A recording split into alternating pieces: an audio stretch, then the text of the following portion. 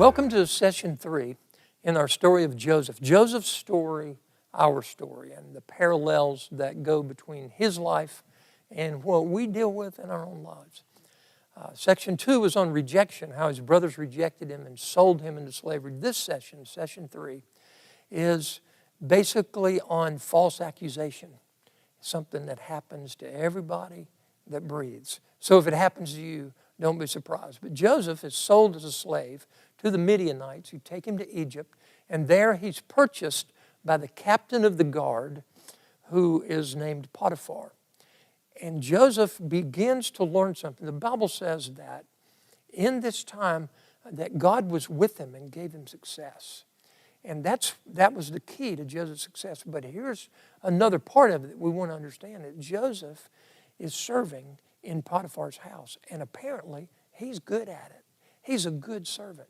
And he's doing it God's way. So if you think in terms of Genesis 2:15, so you may want to review that.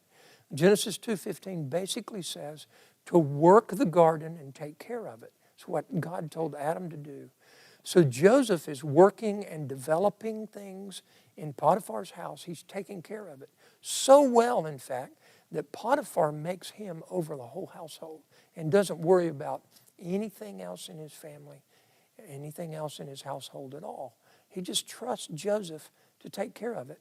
And Joseph is doing it. He's ruling. This is God's way of doing it. It's how God rules the universe. God created it, and then he holds it together. He keeps things working. And so Joseph did that in Potiphar's house. In the middle of that, there was one thing Joseph didn't have rulership over, and that was Potiphar's wife. Potiphar didn't have rulership over her either, because she spends her time, she sees Joseph come around, she's trying to seduce Joseph, and she's always doing that. Joseph, every day she's trying to seduce him. And one day she grabs his coat and says, "Come to bed with me." And Joseph just runs out, leaves his robe in her hands.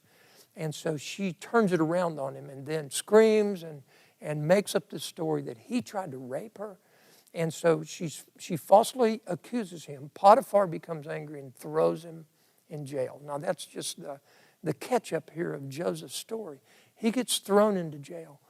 But the whole deal is he has to deal with is that God's with him, God's blessing him, God's helping him, and then he's falsely accused. It doesn't seem like a blessing. It doesn't seem like how God would work in his life. But you and I, if we're seeking to follow God, sometimes these things happen.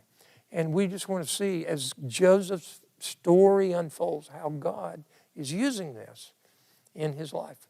So we have a few questions we want you to answer. And I'd like you to read, this is in chapter 39, this story or this episode of Joseph's life is in chapter 39 of Genesis.